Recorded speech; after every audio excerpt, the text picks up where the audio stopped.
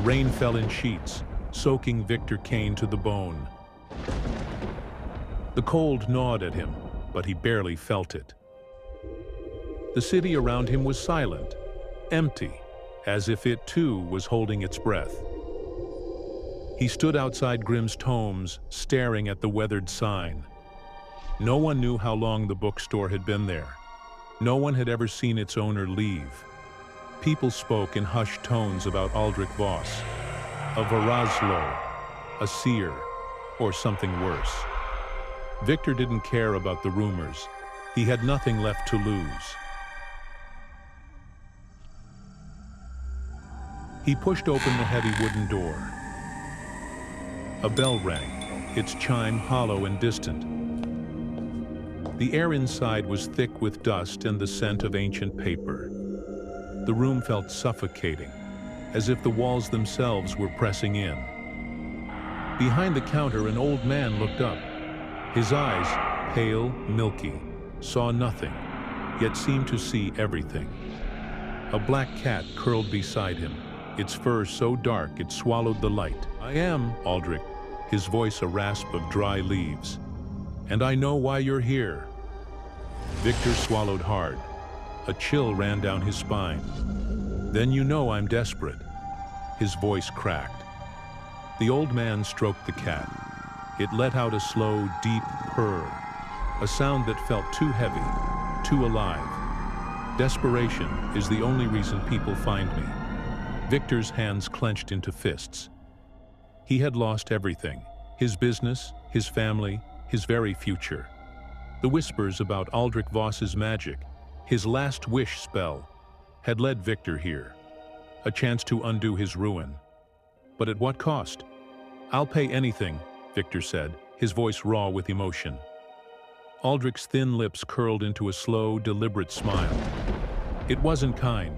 It wasn't comforting. It felt like a warning. "Then listen carefully, Victor Kane. I will grant you one last wish. But whatever you take, something must be given in return." From the shadows, Aldric pulled a dagger.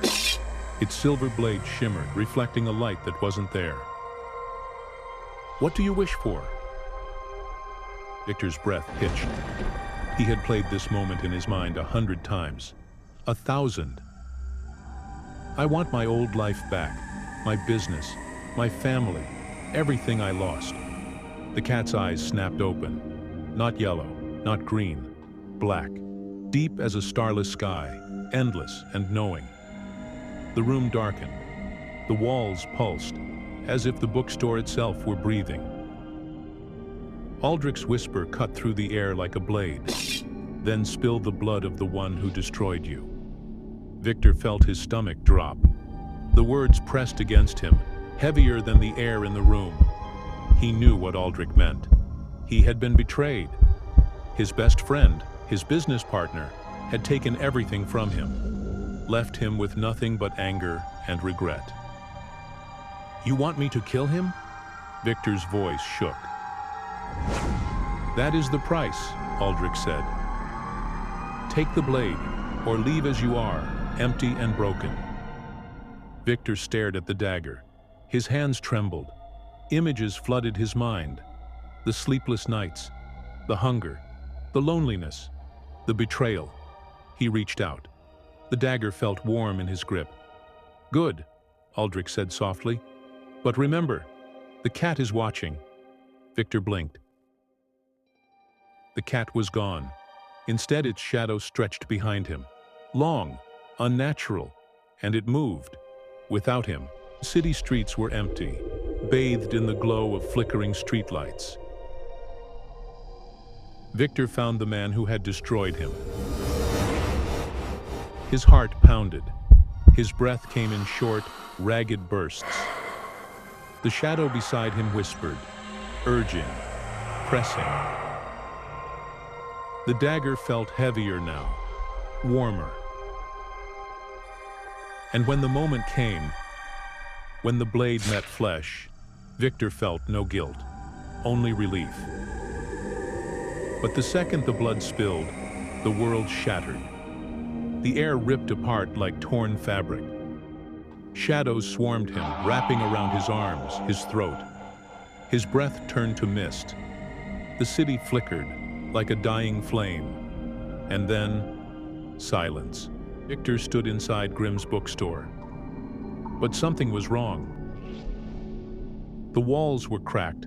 Dust blanketed every surface. The air was stale, heavy with something unseen. Aldric Voss was gone. Only the cat remained. It sat on the counter watching him, unmoving, unblinking. Victor took a shaky step forward and stopped. His body felt different. His hands, they weren't his hands. They were old, wrinkled, bony. His heart pounded as he turned toward the window, his breath catching in his throat. His reflection stared back at him. Not his face, Aldric Voss's face. The cat blinked, slow and deliberate. "Welcome to your new home," it purred. Victor opened his mouth to scream, but only a dry whisper escaped. Behind him, the door creaked open. A man stepped inside, shaking off the rain. His eyes were wide with desperation. "You're Aldric Voss?" the man asked. Victor, no, Aldric, felt the weight of the dagger in the drawer. The cycle had begun again. And on the counter, the black cat purred, watching, waiting.